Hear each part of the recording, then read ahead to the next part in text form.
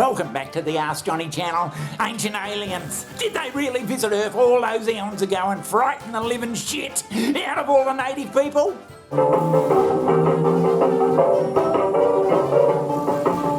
G'day Johnny, here we are for another bloody exciting episode. And g'day Johnny, welcome back. Now what have you got for us today? Right Johnny, this is from Flower and she's in Stiglitz. Hello to everybody up in Stiglitz. Keep watching us for Christ's sake.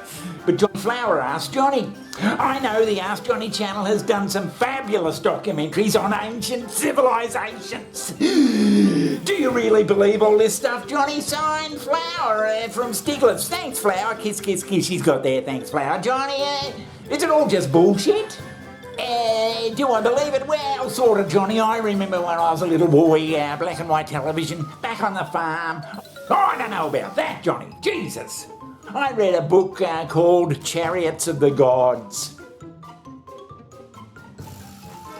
Yeah, Chariots of the Gods. This bloke, Eric Von Daniken, he had a fresh look, Johnny, at all the ancient sites all over the world, and he sort of put them in a different context. Chichen Itza, Mexico. Oh, Mexico, oh yeah. Located on the Yucatan Peninsula are the ruins of an ancient Mayan city that thrived from 750 to 1200 AD. It was here in 1969 that Eric Von Daniken had an amazing realization involving the city's central pyramid of El Castillo. Yeah, Johnny, he reckons that a lot of these sites around the world, that was where ancient alien visitors either landed their bloody spaceships or took off from. Standing before this great pyramid, I understood nothing. I took every possible literature from Central American archaeologists to learn what's this all about. Yeah, he reckoned about all this ancient alien visitations, Johnny. A lot of the stuff I eventually put down as bloody bullshit.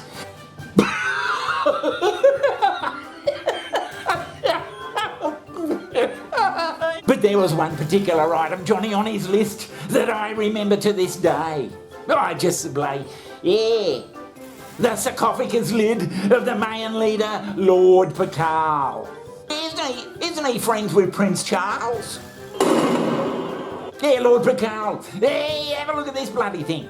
Between the ancient Mayas' knowledge of astronomy and their precise architecture, Eric Von Daniken was convinced that there was much more to his ancient alien hypothesis than he had imagined. For further proof, he looked to another Mayan temple, one that housed what some say was the first ancient astronaut, Lord Pakal. Jesus Christ, will you have a look at that? At the ancient Mayan city of Palenque was a tomb that was discovered in the 1950s. And inside this tomb was a lid on the sarcophagus for Lord Pakal. And that lid is very highly decorated with a picture of Lord Pakal. And in that picture, he's doing some really unusual things. Well, Mexico's a good place to take a holiday, I've heard, Johnny. The sarcophagus of King Pakal is one of the most talked about subjects when it comes to the question of alien technology on this earth. The sarcophagus lid of this great Mayan ruler has some pretty curious depictions. It appears to show the king operating the controls to a spaceship complete with life support and a huge flame at the exhaust. It is incredible. And this leads to the speculation that Lord Pakal was an ancient astronaut. A spaceship? Yeah. Okay, it's actually kind of simple. You just have to listen closely. At the beginning, when you're first starting to hear it, it won't seem like it makes all that much sense, but just stick with it. However, one image of the ruler has caused much speculation among certain groups. The image in question depicts the king descending into the Mayan underworld. To me, Johnny, he looks like he's looking through some bloody sort of eyepiece thing. He's got his bloody left hand bloody twiddling some knob. Yeah, now you mention it, yeah. He's got his feet on pedals, and it looks like he's bloody sitting on some sort of primitive bloody interpretation of some sort of engine.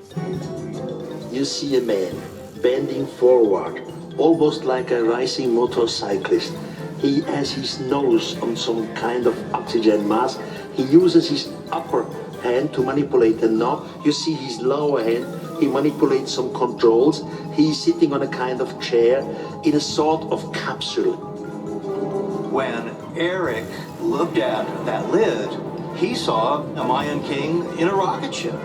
And that guy was returning to the stars, going back into space. There's a lot of people out there, mainstream scholars and all that sort of stuff, Johnny. They reckon it's a bloody tree of life and it's the old Lord himself just going into the afterworld. But have a look at the bloody thing. I think these are planet symbols down here, maybe Venus and Jupiter. I think this one stands for a two-mooned body in the heavens. And here is Lord Pakal. This is not a spaceship. What this is actually a tree. The tree of life, I suppose you could say. But it has its roots in the underworld. Here is the earth monster. That's where Pakal is emerging from. The middle of the tree is the middle world. The top of the tree is the other world. A tree? To me it doesn't look like no bloody tree, Johnny. Into Ancient Aliens, chances are pretty good that you've seen this image. What you're looking at is a picture of the amazing carved lid of the sarcophagus of the great King Pakal in a rocket ship. But in fact, the meaning of Pakal's sarcophagus lid itself is in fact well understood.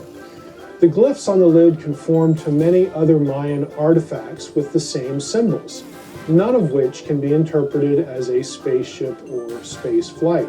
But what all this means is that you can either ignore everything the Mayans have told us. Well, what the ancient Mayans are telling him, but they're not there to tell him, Johnny. They're ancient. I mean, they're not going to draw every fucking valve and everything in their carvings because all they've been doing is bloody jaguars and flowers and trees and shit. They wouldn't even know what a bloody, And preserved in their texts. And the sarcophagus lid of the tomb had texts. You can ignore all of that, what they tell us about their beliefs, or you can go with Ancient Aliens researchers, what they read into the glyphs.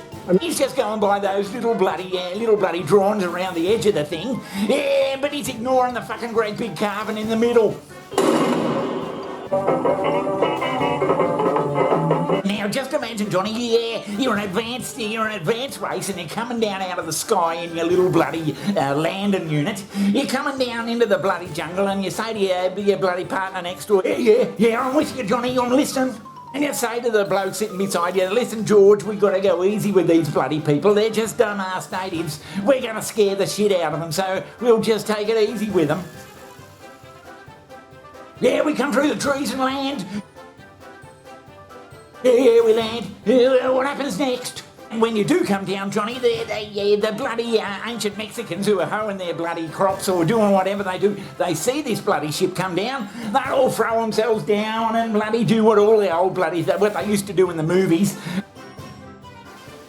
We come through the trees and land. Wouldn't we get speared or bloody eaten or something, Johnny? No, they wouldn't bloody spear us, Johnny. They'd think we're gods. Rifleman. Starring Chuck Connors.